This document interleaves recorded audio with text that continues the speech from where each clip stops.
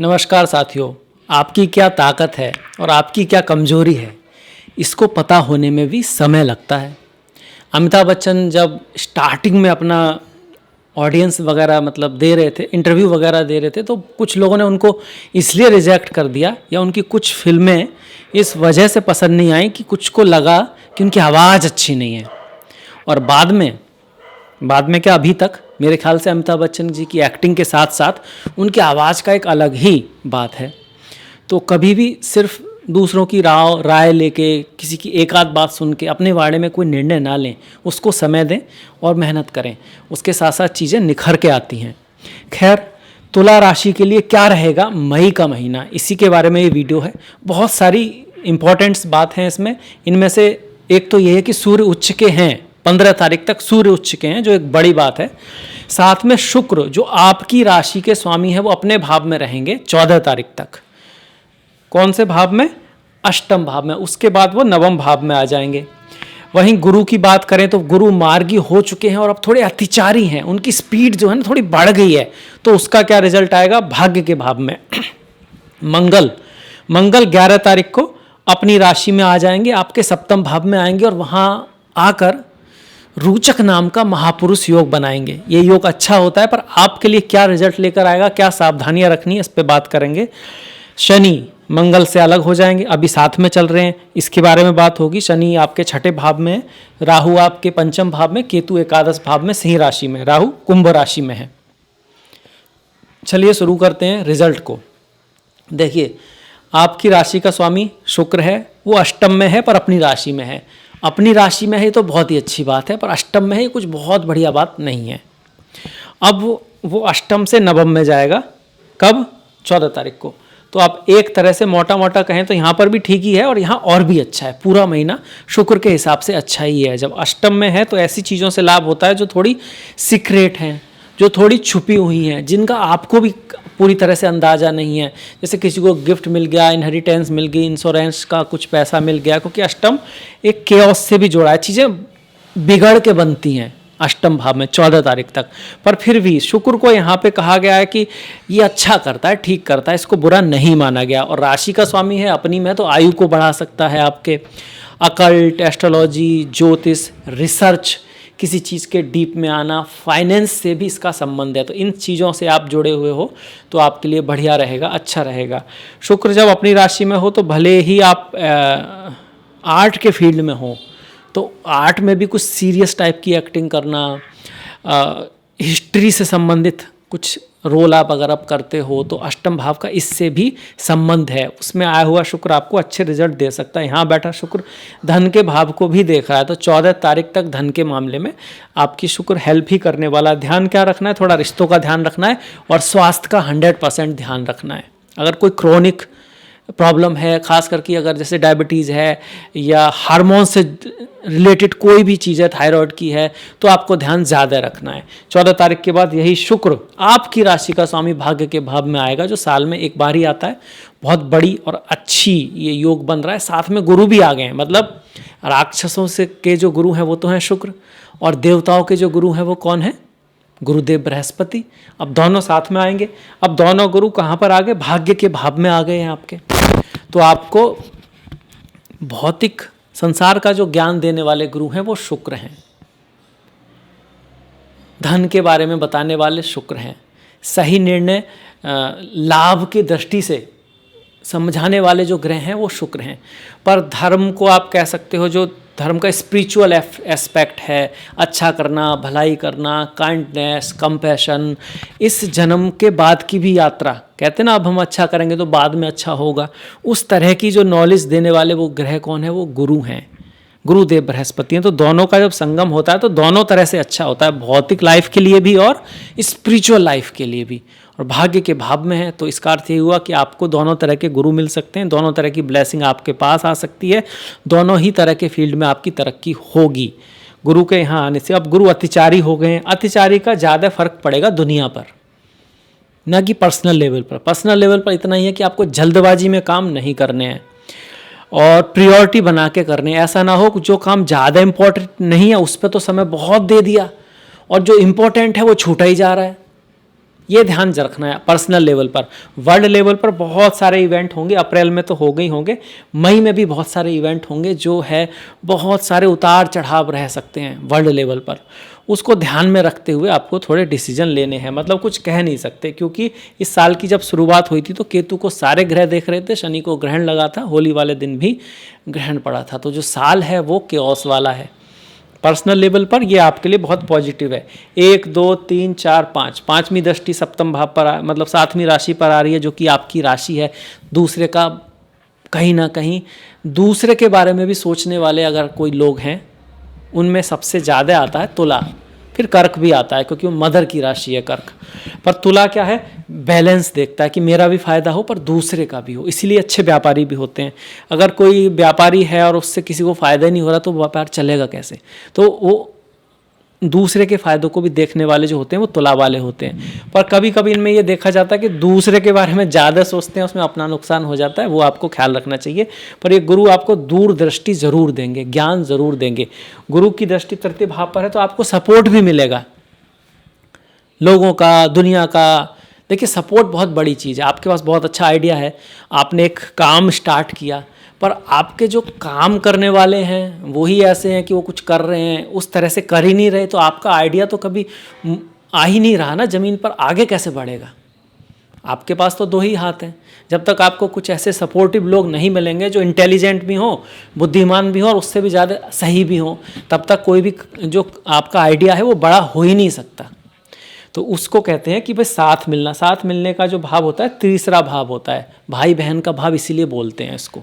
जैसे आपके भाई बहन आपको सपोर्ट करते हैं या करना चाहिए उन्हें, ऐसे ही तीसरा भाव पड़ोसी, आसपास वाले, सपोर्ट का भाव है, उसको गुरु देखेंगे तो, और शुक्र भी देखेंगे तो उसके मिलने का चांस बन रहा है किन के लिए? तुला राशि वालों के लिए मई के महीने में। वहीं गुरु की 9वीं जो दृष्टि है वो भाग्य के भाव पर आ रही है, राहु पर आ रही है, तो पंचम भाव पर आ रही है। राहु जिसमें बैठे हुए पंचम भाव है प्रेम का, एजुकेशन का, आपका गर्लफ्रेंड बॉयफ्रेंड जैसे होते हैं वो, प्रेमी प्रेमिका होते हैं वो, और आपके बहुत क्लोज दोस्त इसमें आते हैं। कोई भी चीज़ जो आपने क्रिएट की है, संतान हमारी क्रिएशन है तो पंचम भाव संतान का हो गया। पर हम कुछ क्रिएट करते हैं ना, कुछ जैसे किसी ने कोई मूवी बनाई, किसी ने कोई कंपनी स्टार्ट की, जो आपने कुछ बनाया है इस जीवन में, उसको पंचम भाव कहते हैं। बुद्धि भी उसमें से एक है। हमारी बुद्धि के थ्रू ही तो कुछ बनाएंगे। हमारा जो लॉन्ग विजन है, दूरदृष्टि है, वो हमारी बुद्धि पर ही तो डिपेंड करती है। शॉर्ट टर्म विजन अलग है और लॉन्ग टर्म विजन अलग है। शॉर्ट टर्म में आपने किसी को कुछ बताया, वो कितनी जल्दी उसको समझ लिया, वो अलग बात है। और आज से 10 साल तक का, 20 साल का ये क्या कहाँ जा सकता है, इसको दूरदृष्टि कहते हैं। वो होता है पंचम भाव। वहाँ पर बैठे हैं राहु, जो बहुत बढ़िया नहीं है। यहाँ पर मलेफिक्स का बैठना अच्छा नहीं माना जाता, पर अगर गुरु की दृष्टि आ गई है तो चीज़ें बेहतर हो जाएंगी, बढ़िया हो जाएंगी। कुछ ना कुछ वो जो राहु का आप कहिए, छल कहिए, माया कहिए, कन्फ्यूजन कहिए, किसी चीज़ के प्रति बहुत ही ज़्यादा महत्वाकांक्षा के आसपास कुछ दिखाई ना दे, उसमें दृष्टि आ जाएगी गुरु की वजह से। पर फिर भी ध्यान जरूर रखें, क्योंकि एजुकेशन के भाव में, रिश्ते के भाव में, पढ़ाई लिखाई के भाव में राहु बैठा हुआ है। राहु क्या अच्छा करा सकता है? पॉजिटिव जो रिजल्ट दे सकता है टेक्नोलॉजी में, एजुकेशन दे सकता है। फॉरेन या अलग कल्चर के आपके दोस्त, फ्रेंड, गर्लफ्रेंड, बॉयफ्रेंड बन सकते हैं, उसमें आपकी हेल्प कर सकता है। और मन लगाना पड़ेगा, मन भटकेगा जरूर एजुकेशन में।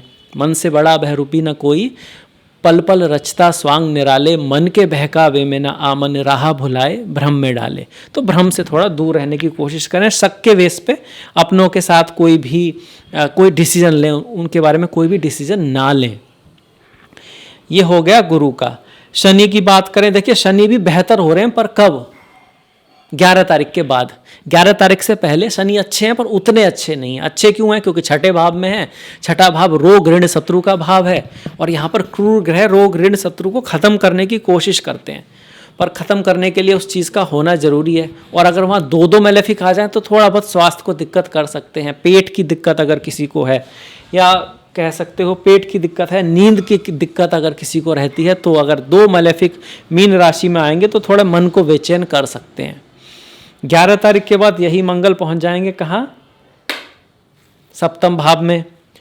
और जब यहाँ पर आएंगे मंगल तो ये बना देंगे रोचक नाम का महापुरुष योग।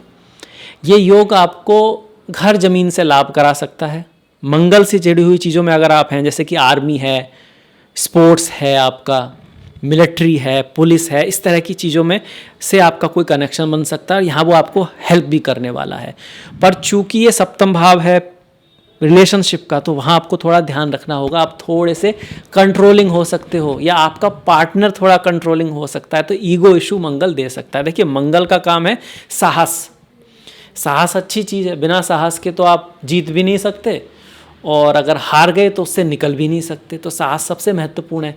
पर यही साहस अगर रिश्ते के भाव में आ जाए, प्यार के भाव में आ जाए, तो थोड़ी दिक्कत कर देता है। वो ध्यान आपको रखना पड़ेगा। जल्दबाजी से भी थोड़ा बचना चाहिए। ये तो हो गया मंगल का। जब मंगल यहाँ आएगा तो दसम भाव पर दृष्टि डालेगा, अच्छी बात है, आप मेहनत कर सकते हो, एफर्ट कर सकते हो, आपके एम्बिशन को बढ़ाएगा। पहले भाव पर दृष्टि डालेगा, थोड़ा गुस्सा क्रोध आपको दिला सकता है। अगर ऑलरेडी आपके शरीर में पित्त बढ़ा हुआ है, क्रोध गुस्सा बीपी आदि आपका ज़्यादा रहता है, तो फिर ये थोड़ा चिंता की बात हो जाएगी। और मंगल यहाँ धन के भाव पर खुद की राशि पर दृष्टि डाल रहा है, अच्छी बात है। खुद की राशि पर किसी भी ग्रह का जो दृष्टि है वो अच्छी मानी जाती है, बेहतर मानी जाती है। अब धन के भाव पर है तो धन तो बढ़ा देगा, पर रिश्तों के लिए मंगल शनि राहु केतु कभी भी बहुत बढ़िया रिजल्ट नहीं देते। मतलब कि परिवार से थोड़ा बना के रखना है, वाणी को थोड़ा सा मधुर रखना है। अब बात कर लेते हैं बुध की और सूर्य की। देखिए बुध और सूर्य दोनों 15 तारीख तक सप्तम भाव में है। बुध आदित्य योग जब भी केंद्र त्रिकोण में बनता है अच्छा माना गया है। आपके चार्ट में तो वैसे भी बुध जो हैं भाग्य के स्वामी हैं और 12वें भाव के फॉरेन लैंड के स्वामी हैं। वहीं जो सूर्य हैं वो आपके एकादश भाव के स्वामी हैं। तो विदेश से धन आ सकता है, विदेश से भाग्य का कोई कनेक्शन बन सकता है, बड़े भाई बहनों के थ्रू कोई हेल्प मिल सकती है, पिता के थ्रू कोई हेल्प मिल सकती है, हायर एजुकेशन से संबंधित कोई प्रयास आपके या आपके स्पाउस के जीवन में सफल हो सकता है। ये सारी पॉसिबिलिटी बनती हैं। इनमें से कुछ होता है, कुछ नहीं होता है, तो सारी पॉसिबिलिटी आपको देखनी होती हैं। अब 12वें भाव का स्वामी सप्तम में जाएगा तो आप ट्रैवल कर सकते हो, यात्रा कर सकते हो। किस चीज़ के लिए? या तो रिलेशंस के लिए, या फिर बिजनेस के लिए, या फिर हायर एजुकेशन के लिए। ये योग भी बना रहे हैं कौन? सूर्य और बुध। अब दोनों ही फिर बाद में कहाँ आ जाएंगे? यहाँ आ जाएंगे, अष्टम भाव में चले जाएंगे। अष्टम भाव में बुध अच्छा करते हैं, सूर्य उतना अच्छा नहीं करते हैं। सूर्य जब अष्टम में आए तो पिता के साथ थोड़ा बना के रखें, स्वास्थ्य का थोड़ा सा ख्याल रखें, इम्यूनिटी थोड़ा बहुत लो रह सकती है, इस बात का हमको ध्यान रखना है। क्योंकि अष्टम में कौन आ गए? सूर्य आ गए। एकादश भाव का स्वामी अष्टम में आ गया तो लाभ के मामले में 14 तारीख के बाद 15 तारीख के बाद कुछ उतार चढ़ाव आ सकता है। धन के मामले में कोई भी निर्णय लेना है तो थोड़ा समझ के लेना है। वहीं बुध की बात की जाए तो बुध भाग्य का स्वामी अष्टम में, 12th का स्वामी अष्टम में। कोई बहुत बड़ा लॉस तो नहीं होगा, कुछ चीज़ें ऊपर नीचे जा सकती हैं बुध के अष्टम में आने की वजह से। तो सूर्य बुध को देख लिया। शुक्र की हम पहले बात कर चुके हैं कि शुक्र जो है वो करीब 14 तारीख तक यहाँ पर, फिर यहाँ पर ठीक है, यहाँ पर अच्छे हैं गुरु के साथ। मंगल को देख लिया, शनि को देख लिया, राहु और केतु। अब राहु की बात करें तो एकादश भाव में है, जिनकी हमने बात की। केतु राहु एकादश राशि में है पर पंचम भाव में है, और केतु 5वीं राशि सिंह राशि में है पर एकादश भाव में। राहु जहाँ होते हैं वह चीज़ें छोड़ देनी चाहिए, बहुत ज़्यादा किसी चीज़ को पकड़ना नहीं चाहिए, क्योंकि राहु चाहते ही नहीं है कि अगर किसी चीज़ को पकड़ने की कोशिश करोगे तो केतु दिखाएंगे कि देखो आप चाह के भी इसको नहीं कर सकते, सब कुछ आपके हाथ में नहीं है। केतु का ही नेचर है, क्योंकि वो सरेंडर पसंद करते हैं, हम्बल होना होता है थोड़ा बहुत, रिजल्ट ओरिएंटेड ना होके एक्शन या प्रोसेस ओरिएंटेड होना उस चीज़ में लाभ करता है जहाँ केतु होते हैं। तो एकादश भाव में आगे, एकादश भाव आपका लाभ का है, तो आपको क्या करना है? आपके काम पे ज़्यादा ध्यान देना है, रिजल्ट निकल के आ सकता है। आपको अपने काम में यह है कि मेरी जो क्वालिटी है वो बेस्ट होनी चाहिए, और फिर जो रिजल्ट आएगा देखी जाएगी, पर सबसे बात है कि हमारी क्वालिटी बेस्ट होनी चाहिए। केतु जहाँ भी आते हैं वो थोड़ा कमी करते हैं, दोस्तों की कमी करेंगे, बढ़ाएंगे नहीं दोस्तों को, पर कुछ जो दोस्त बनेंगे जो अपने आप बनेंगे वो आपके हेल्पफुल हो सकते हैं, जो केतु है यहाँ पर। अगर आप धन के लिए काम करोगे तो धन नहीं आएगा, पर अगर काम के लिए काम करोगे तो आपको धन आ सकता है। या फिर आपको अपने काम का जो मेन फोकस है ना, वो गेन नहीं बनाना है, अपना बिजनेस बनाना है, अपना काम बनाना है, कि उसको बढ़ाना है, तो केतु आपको बेटर रिजल्ट देंगे एकादश भाव में। अपने बड़े भाई बहनों के साथ कुछ रिश्तों में मन मुटाव करा सकते हैं केतु, उसका आप ध्यान रखेंगे। ओवरऑल केतु का एकादश भाव में गोचर खराब नहीं है, अच्छा ही है। 3, 6, 11 भाव में राहु केतु अच्छा करते हैं, बेटर करते हैं। तो राहु केतु का भी हो गया। अब इसके बाद बढ़ जाते हैं हम त्योहारों की तरफ। त्योहारों में 1 तारीख को बैसाख पूर्णिमा है, 31 तारीख को ज्येष्ठा पूर्णिमा है। तो 2 पूर्णिमा पड़ रही हैं हमारे इस महीने में। 13 तारीख को अपरा एकादशी, 27 तारीख को पद्मनी एकादशी। ओम नमो नारायणाय, ओम नमो भगवते वासुदेवाय।